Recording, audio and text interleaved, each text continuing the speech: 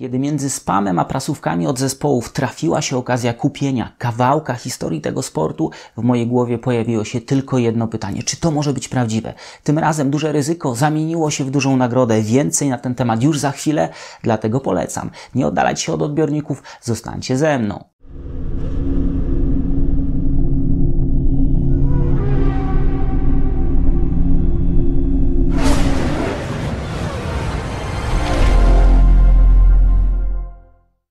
Jest niedziela, 17 grudnia, Daniel Biały, Echa Padoku. To, co trzymam teraz w dłoni, to element, którego nie widać na pierwszy rzut oka. Standardowy element wyposażenia każdego samochodu Formuły 1. Element, który czuwa nie tylko nad legalnością każdego z samochodów, ale również mocno wpływa na bezpieczeństwo kierowców. Skidblock, bo tak nazywa się ten element, w tej specyfikacji wszedł do ścigania w 2014 roku, a ten konkretny, który posiadam, pochodzi dokładnie z 2018 roku, jeszcze dokładniej z RB14. Skąd pewność, że jest prawdziwy? O tym za chwilę. Możliwość wejścia w posiadanie tego konkretnego kawałka metalu pojawiła się w momencie, w którym mieliśmy już sytuację z dyskwalifikacją Charlesa Leclerca oraz Lewisa Hamiltona właśnie za nadmierne zużycie tego elementu umieszczonego pod podłogą. Zastanówmy się na początek, dlaczego w 2023 roku dwa czołowe zespoły dały się złapać na przepisie, który jest w regulaminie technicznym od roku 94. Żeby to zrozumieć, musimy cofnąć się nieco w czasie do bardzo tragicznych kart w historii tego sportu, do kart zapisanych w trakcie jednego weekendu wyścigowego, gdzie straciliśmy dwóch kierowców. To właśnie wypadki Senny i Ratzenbergera zmusiły ówczesne władze Serbii do podjęcia radykalnych działań, radykalnych kroków poprawiających bezpieczeństwo kierowców na torze. Jednym z nich było wymuszenie pewnego dystansu pomiędzy podłogą bolidu a torem, pomiędzy podłogą a asfaltem. Osiągnięto w ten sposób dwa cele. Po pierwsze, te samochody, które nabierały już naprawdę dużych prędkości, do których tory nie były przygotowane, znacznie zwolniły. Po drugie, zniwelowano element, który był przyczyną wielu wypadków czy wyjazdów poza tor, czyli podbijania. Zbyt niska podłoga często spotykała się z asfaltem, co powodowało podbijanie samochodu. Kierowca na chwilę tracił kontakt, albo opony na chwilę traciły kontakt z samym torem, co powodowało utratę panowania, no i ewentualny wyjazd poza tor, a co gorsza, kontakt z bandą. Te dwa elementy, o których wspomniałem, podłoga tak blisko asfaltu, jak to tylko możliwe, oraz podbijanie samego samochodu, czy fenomen aerodynamiczny zwany porpoisingiem lub też bouncingiem w przypadku, kiedy ustawienia samego zawieszenia nie są odpowiednio dobrane, to dwa charakterystyczne elementy tego sezonu, czy tej ery ścigania, ery technicznej ścigania, w której właśnie jesteśmy. I z tymi niekorzystnymi zjawiskami poradzono sobie właśnie umieszczając tą tak zwaną deskę pod podłogą. Deskę, która dzisiaj może być wyposażona w dodatkowe, wzmacniane elementy nazywane właśnie skidblockami. Wtedy to zadziałało, działa również teraz. Jeżeli wrócimy do dzisiejszych czasów, mamy te dwie wizytówki obecnej ery ścigania, ery technicznej, czyli porpoising, z którym zespoły już sobie poradziły, ale ten bouncing, to podbijanie cały czas wraca i dołożymy do tego skrócony czas przygotowań do wyścigu. Mówię tutaj o weekendach sprinterskich, to mamy taki przepis na małą katastrofę, która dosięgnęła zarówno Leclerca, jak i Hamiltona, a teraz pora przyjrzeć się temu wszystkiemu w detalach, dlatego zmieńmy kadr. Zanim zajmiemy się samym skidblockiem, na początek, szczególnie dla tych, którzy być może są nowi, małe przypomnienie, gdzie znajduje się deska, czym jest deska umieszczona pod podłogą samochodu Formuły 1. Do tego celu wykorzystamy, nazwijmy to model samochodu McLarena. Musimy go odwrócić. No i ten element, który nas najbardziej interesuje, znajduje się właśnie w tym obszarze. Mamy tutaj tą charakterystyczną łódkę, mamy tutaj też kształt oddany całkiem dobrze tych kanałów biegnących pod podłogą współczesnych samochodów Formuły 1, tych samochodów z ery ścigania, w której się znajdujemy. No i zobaczcie, ta deska zaczyna się w tym obszarze, najbardziej wysunięty element podłogi i biegnie praktycznie do samego tyłu. Tutaj znajdują się 4 punkty pomiarowe wskazane przez regulamin techniczny. Jeden znajduje się właśnie na samym przedzie i to jest właśnie element wzmocniony skidblockiem, który dotarł do mnie. 2 pozostałe punkty pomiarowe to są punkty pomiarowe umieszczone po zewnętrznych częściach tej deski nieco bardziej cofnięte w stosunku do przedniej osi i ten ostatni punkt pomiarowy znajduje się w tylnej sekcji podłogi, w okolicy tego miejsca, które właśnie Wam wskazuję. I to właśnie jest przedmiotem badań sędziów. Nad tym też skupiają się same zespoły, żeby nie było problemu z przejściem tych testów po wykonaniu weekendu wyścigowego, po zakończeniu weekendu Grand Prix. W przypadku Lewisa Hamiltona i Charlesa Leclerca pomiar wykazał przekroczenie w tym obszarze tylnej sekcji, natomiast element, który mam tutaj, jest elementem montowanym czy umieszczonym właśnie z przodu podłogi samochodu. Formuła 1 nie byłaby sobą, gdyby nie pewne szczegóły dotyczące sposobu pomiaru. Tutaj bardzo ciekawą relację na ten temat przekazał Albert Fabryga. Przepisy mówią tylko o tym, że te otwory umieszczone w desce nie mogą na koniec rywalizacji zejść poniżej wymiaru 9 mm. Tam jest tolerancja 1 mm. Natomiast inny jest sposób pomiaru elementu znajdującego się z przodu, inny jest sposób pomiaru elementu znajdującego się z tyłu, albo inna jest tolerancja. W przypadku elementu umieszczonego z przodu wystarczy, że w jednym punkcie pomiarowym ten element, ten otwór umieszczony, o którym za chwilę sobie porozmawiamy w szczegółach, będzie miał rozmiar powyżej 9 mm, czy głębokość powyżej 9 mm w tylnej sekcji, czyli tam, gdzie złapano zarówno Mercedesa, jak i Ferrari, ten otwór w każdym punkcie pomiarowym musi mieć więcej niż 9 mm. Zejście poniżej tego oznacza dyskwalifikację i to właśnie wydarzyło się w przypadku Lewisa Hamiltona i Charlesa Leclerca. Model na chwilę na bok, taka mała dygresja, gdyby Ron Dennis nadal zarządzał zespołem McLarena i zobaczył, z jaką starannością bądź niestarannością są wykonane oficjalne modele ich samochodów, to myślę, że te umowy na możliwość korzystania z praw marketingowych byłyby w momencie rozwiązane. A teraz sam element, drżałem trochę otwierając paczkę, towarzyszył mi bardzo miły pan z poczty, którego teraz pozdrawiam.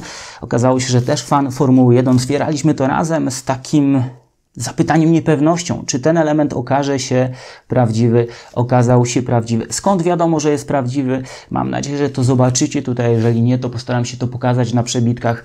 Na tym elemencie jest wybity kod RB14BU0260 L01H111, co mnie uderzyło bardzo mocno, analizując ten element. Każda śrubka jest obita właśnie tym kodem i to właśnie na temat tych kodów, możliwości pełnego śledzenia życia każdego elementu samochodu Formuły 1 nie tak dawno mówił James Valls. On mówił o tym, że Williams nie dysponuje takim systemem, którym mógłby śledzić właśnie cały cykl życia każdego elementu, od projektu do powstania, wykorzystania i ewentualnej utylizacji. Jeżeli chodzi o rozmiar tego elementu, to byłem nieco zaskoczony. Rozmiar i wagę to byłem nieco zaskoczony. Wydawało mi się, że będzie cięższy. Tutaj wykonałem pomiar, waży zaledwie 819 gramów. Ten konkretny egzemplarz, natomiast jest on lekko zużyty. Na temat tego zużycia za chwilę, więc jego waga inicjalna mogła być trochę większa. Jeżeli chodzi o rozmiary, to w tej sekcji przedniej i tylnej sekcji to jest zaledwie 10 cm na szerokość. Cały element z uchwytami montażowymi ma 24 cm. No jeżeli weźmiemy pod uwagę długość tego elementu nieco powyżej 10 cm, co mnie jeszcze bardzo mocno zaskoczyło, to to, że skid block jest wykonany z oddzielnych elementów. Być może widzicie tutaj takie cięcia pomiędzy tymi elementami. Jeżeli sobie odwrócimy właśnie ten element, to zobaczymy, że każdy z tych pojedynczych elementów jest mocowany tymi śrubami, o których Wam wspomniałem, że każdy łepek śrubki jest opisany kodem, który ma na pewno w sobie datę produkcji, być może nawet zmianę, która go produkowała, dodatkowe elementy zabezpieczające każdą śrubę przed ewentualnym odkręceniem się spowodowanym wibracjami, które na pewno działają wysoką temperaturą. Jeżeli mówimy o temperaturze, widzicie tutaj na pewno odbarwienia przy tych dwóch śrubach montażowych. To jest właśnie dowód na to, że ten element był poddany dużemu stresowi, że brał udział w rywalizacji. Doszło do przegrzania czy do wygrzania właśnie tego obszaru. Wygrzanie czy temperatura tego elementu jest też przedmiotem zainteresowania samego zespołu. Może tu zostać umieszczony czujnik, który będzie monitorował temperaturę. Na podstawie tego można próbować wyciągać wnioski, jak mocno jest poddany stresowi taki element, jak mocno trze o asfalt. Być może widzicie tutaj jeszcze fragmenty gumy zebranej z toru właśnie przez ten element i to, co najbardziej nas interesuje, czyli to wycięcie. Nas interesuje zespoły, interesuje również sędziów, specjalistów FIA. Głębokość tego otworu nie może być mniejsza niż 9 mm. Tak mówią przepisy ogólnie, ale dyrektywa techniczna, o której Wam wspomniałem, mówi, że sposób pomiaru z przodu i z tyłu jest nieco inny. I tu mamy ten element z przodu. Ja go bardzo dokładnie, kilkukrotnie przemierzyłem. I wiecie co? W tej sekcji tylnej, gdzie prawdopodobnie był poddany mniejszemu zużyciu, mniejszemu obciążeniu, rzeczywiście mamy te 10 mm, nieco poniżej 10 mm, natomiast w tej drugiej części odwrócę ten element. Właśnie tutaj mamy zaledwie 8 mm, co gdybyśmy wzięli pod uwagę przepisy wprost, powinno spowodować, że samochód, który kończy rywalizację z takim elementem, powinien zostać zdyskwalifikowany. Ale to jest element, który montowany jest z przodu samochodu, dlatego tutaj wybrane są punkty pomiarowe. Jeżeli w którymkolwiek z tych punktów pomiarowych ten element będzie miał powyżej 9 mm, no to będzie on uznany za legalny i tak jest w tym przypadku. Możecie nawet, jeżeli pokażę to pod kątem, być może zauważycie tutaj pewien kołnierz, pewien rant właśnie spowodowany uderzeniem czy tarciem tego elementu o tor, o asfalt. Tutaj właśnie mamy pokazany ten przykład zużycia elementu. Nawet po tym inżynierowie mogą zobaczyć, jak mocno ten element został zużyty między sesjami i zdecydować o tym, że zmienione zostaną ustawienia zawieszenia. Być może jakieś inne elementy ustawień zostaną zmienione, żeby samochód przejechał cały wyścig i potem nie było przykrej niespodzianki. To, że zespoły mogą mierzyć zużycie deski pomiędzy sesjami jest oczywiste. Wystarczy rzut oka pod podłogę, wystarczy przyłożyć suwmiarkę, już wiadomo, jak mocno ten element został zużyty, można przewidzieć, jak on może zużyć się w trakcie dłuższej sesji z większym obciążeniem paliwem i to wszystko zespoły robią. Ale czy możliwa jest kontrola zużycia w trakcie rywalizacji? Odpowiedź brzmi tak, choć na pewno te pomiary wykonywane w trakcie rywalizacji nigdy nie będą tak dokładne, jak te wykonane w warunkach garażowych. FIA na potrzeby wykonania pomiaru demontuje te deski, demontuje całkowicie podłogę. Taki proces trwa nawet do 30 minut, stąd też wniosek, że FIA nie może skontrolować czasowo, biorąc pod uwagę bardzo upakowane weekendy wyścigowe wszystkich samochodów jeden po drugim. A wracamy teraz do metod pomiarowych. Pierwszym czujnikiem zużycia będzie sam kierowca, w zasadzie ten element, który jest najbliżej asfaltu, czyli pupa kierowcy. Kierowca czuje to wszystko, każde najmniejsze uderzenie w tor i może to zgłosić swojemu zespołowi. Tutaj nie tylko chodzi o twardość zawieszenia. Mogą na to wszystko mieć wpływ takie elementy jak użyta mieszanka opon, jak temperatura na torze, ale również ciśnienie właśnie we wspomnianych oponach. Kierowca czuje, że dobija, może to zgłosić swojemu zespołowi. Kolejnym elementem, który może sugerować, że coś dzieje się nie tak z samochodem, że ta deska zużywa się zbyt szybko, może być wprowadzony nie tak dawno czujnik oscylacji aerodynamicznej. Czujnik, do którego dostęp ma zarówno FIA, jak i same zespoły. Mówi się nieoficjalnie, że FIA właśnie na podstawie odczytów z tego czujnika wybrało w trakcie tego weekendu wyścigowego w Stanach Zjednoczonych samochody Hamiltona oraz Leclerca do pomiarów. Tych oscylacji było dużo. Inżynierowie i zespołów, ale również federacji widzieli, że te oscylacje są duże, że jest możliwe duże zużycie deski i dlatego wskazano na tych kierowców. Ten współczynnik oscylacji aerodynamicznej został wprowadzony, żeby dbać również o bezpieczeństwo samych kierowców. Przepisy dzisiaj mówią, że kierowca może zostać wyeliminowany czy zdyskwalifikowany, nie tyle kierowca, co samochód z rywalizacji, kiedy te oscylacje będą zbyt duże, kiedy mogą one zagrażać zdrowiu, a w konsekwencji życiu samego kierowcy. Takiej sytuacji do tej pory jeszcze nie mieliśmy. Jeżeli mamy już te elementy, które można położyć i próbować zasymulować ewentualne zużycie w trakcie rywalizacji tego elementu pod podłogą, to mamy jeszcze kilka, które są stosowane przez zespoły. To nie jest obligatoryjne, to nie jest coś, co zawsze jest na pokładzie samochodu, ale zespoły często stosują pod podłogą laserowe, optyczne, ale też ultradźwiękowe czujniki pomiaru wysokości podłogi nad asfaltem. Takie czujniki czy takie odczyty są również wykonywane z elementów zawieszenia, ale tam, tak jak powiedziałem, wpływ mogą mieć na to, jak blisko podłoga jest toru, same opony, ciśnienie w oponach, temperatura na torze, która wpływa na elastyczność tych opon. Każdy z tych czujników może mierzyć wysokość samochodu nad poziomem asfaltu, czy wysokość podłogi nad poziomem asfaltu, wykonując nawet 4000 pomiarów na sekundę. Każdy z tych czujników ma swoje właściwości. Zespoły bardzo często rozmieszczają kilka takich czujników na podłodze samochodu, szczególnie w sesjach treningowych, żeby zobaczyć, jak ta cała mapa samochodu, mapa mechaniczna zmienia się z zakrętu na zakręt, zmienia się właśnie z ciśnieniem w oponach, zmienia się z zmianami w zawieszeniu, zmienia się w końcu z ilością docisku, która jest na samochodzie.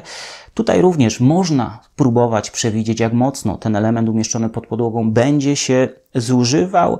W takiej sytuacji można polecić kierowcy, żeby jechał nieco wolniej, ale to nie jest jedyny element, z którego można skorzystać. Zespoły bardzo często również w okolicy tego skidblocka umieszczają czujnik pomiaru temperatury. Właśnie tych elementów, to co widzieliście, czyli te przebarwienia na skidblocku, to jest właśnie efekt działania wysokiej temperatury. Im bardziej gorąco w okolicy skidblocka, tym większe prawdopodobieństwo, że ten element się przegrzewa, a jednocześnie zużywa. I tutaj również można zrobić krok do tyłu. Tym krokiem może być polecenie kierowcy, żeby odpuszczał w pewnych sekcjach toru w trakcie rywalizacji, w tych sekcjach, kiedy samochód zbliża się jak najbardziej do samego asfaltu. Taki element działania, czy taki element ścigania wykorzystano przez Red Bulla, czy został wykorzystany przez Red Bulla na Spa. Tam Max Verstappen, co analizowaliśmy bardzo dokładnie w jednym z wydań magazynu przed podjazdem na Rouge, odpuszczał bardzo mocno. W tym momencie, w tym miejscu toru dochodzi do bardzo dużej kompresji. Z jednej strony zespół tłumaczył, że chodziło o to, żeby oszczędzać opony, ale z drugiej strony wiemy, że ten element podłogi, ten element, który ściera się, również mocno dostał po głowie. Jak znajdziecie sobie fragmenty tego wyścigu, zobaczycie, że Max Verstappen, szczególnie w treningach, ale również w kwalifikacjach, dojeżdżając do Rouge, zostawiał za sobą dużo więcej tych bardzo efektownych iskier, niż robili to pozostali kierowcy. Tutaj rzeczywiście trzeba wskazać na dużą inteligencję Red Bulla, czy taką elastyczność, że oni potrafią działać, zmieniać sposób działania nawet w trakcie rywalizacji i dochodzimy do pewnego wniosku z tego weekendu wyścigowego, choć wykluczeni kierowcy deklarowali, również inżynierowie zespołów, że chodziło o dziesiątki milimetrów, no to cała sytuacja pokazuje, że oba zespoły popełniły bardzo duży błąd, który nie zdarzył się innym zespołom Formuły 1, w ogóle zespołom Formuły 1 od bardzo wielu lat. Skala tego błędu mogłaby być jeszcze większa, gdyby FIA wzięła do sprawdzenia, wzięła do testów ten drugi duet kierowców Ferrari i Mercedesa. Z bardzo pewnego źródła wiem, że tych wyeliminowanych, zdyskwalifikowanych samochodów w trakcie tej rywalizacji w Stanach Zjednoczonych byłoby co najmniej 3. Być może dlatego zespoły w żaden sposób nie protestowały, nie kwestionowały tych pomiarów, bardzo prostych pomiarów wykonanych przez inżynierów FIA, bo oni wiedzą, że gdyby docisnęli tutaj, to FIA mogłaby zmienić regulacje dotyczące pomiarów i takie problemy mogłyby pojawiać się zdecydowanie częściej, albo do testu brano by zdecydowanie większą ilość samochodu i tutaj pojawiłoby się ryzyko, że każdy mógłby zostać na tym złapany, szczególnie w trakcie weekendów wyścigowych, gdzie tego czasu na przygotowanie jest mało, a tor zdaje się być, czy jest bardzo wyboisty. Tyle na dzisiaj. Taki specjalny temat, który obiecywałem sobie od dawna, obiecywałem opracowanie tego tematu również Wam. I to jest takie podziękowanie za te Wasze ostatnie wpłaty, za to wsparcie dla kanału. Bardzo dziękuję wszystkim tym, którzy wpłacili, którzy obejrzeli, którzy zostawili komentarz. To dla mnie takie bardzo cenne, nowe doświadczenie, bo nigdy wcześniej takiego działania na tym kanale nie prowadziłem. Dziękuję Wam, zapraszam na kolejne wydania magazynu Echa Padoku, a będzie o czym mówić, bo mimo, że Formuła 1 zasnęła z jednej strony w ten zimowy czas, z drugiej strony w fabrykach zespołów nigdy nie jest tak tłoczno i pracowicie jak teraz. Dziękuję za to spotkanie, trzymajcie się i do zobaczenia w kolejnym wydaniu magazynu Echa Padoku.